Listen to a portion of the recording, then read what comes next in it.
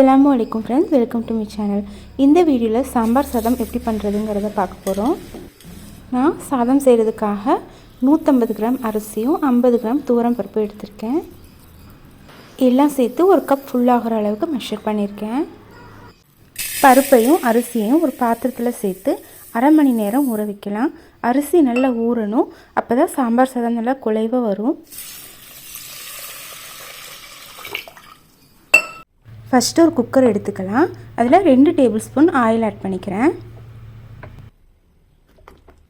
Oil லைட்டாக சூடானதும் ஒரு 1/2 டீஸ்பூன் கடுகு சேர்த்திக்கலாம். கடுகு லைட்டாக பொரிஞ்சதும் ஒரு பட்டையும் 3 ஏலக்காயும் சேர்த்திக்கலாம். இது சாம்பார் சாதத்துக்கு ஒரு ரிச் ஃப்ளேவர் கொடுக்கும். கூடவே கொஞ்சம் கருவேப்பிலையும் சேர்த்திக்கலாம். அடுத்தா கொஞ்சமாக பெருங்காயத்தூளும் சேர்த்திக்கலாம்.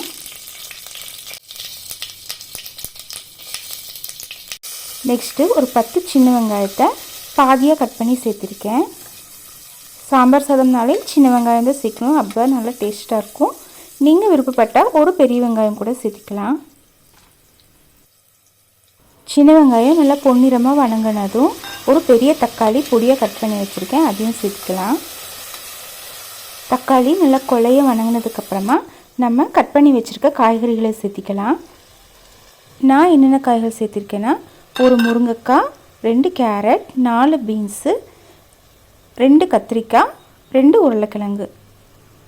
நான் இந்த காய்கறிகளை தான் சேர்த்திருக்கேன். நீங்கள் உங்களுக்கு விருப்பமான காய்கறிகளை தேவையான அளவு சேர்த்திக்கோங்க. அடுத்ததாக நான் சாம்பார் தூள் 3 டேபிள் ஸ்பூன் சேர்த்திருக்கேன். அப்புறமா தேவையான அளவு உப்பும் சேர்த்திக்கோங்க.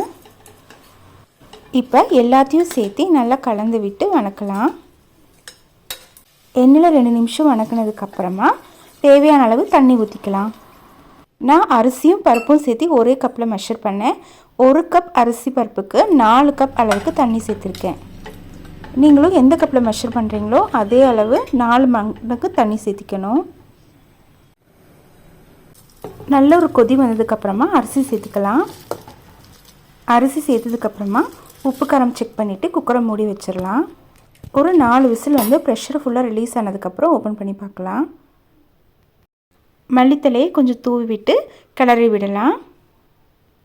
மேலே லைட்டாக தண்ணி மாதிரி நின்னாலும் கிளறி விடும்போது சரியாயிரும்.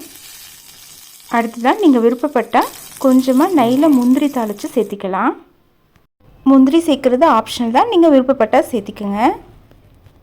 இப்போ எல்லாத்தையும் சேர்த்து நல்லா கிளறி விடலாம். அவ்வளவுதான், நம்மளுக்கு சாம்பார் சாதம் ரெடி ஆயாச்சு. நீங்களும் ட்ரை பண்ணி பார்த்துட்டு எப்படி இருந்துச்சுன்னு கமெண்ட் பண்ணுங்கள்.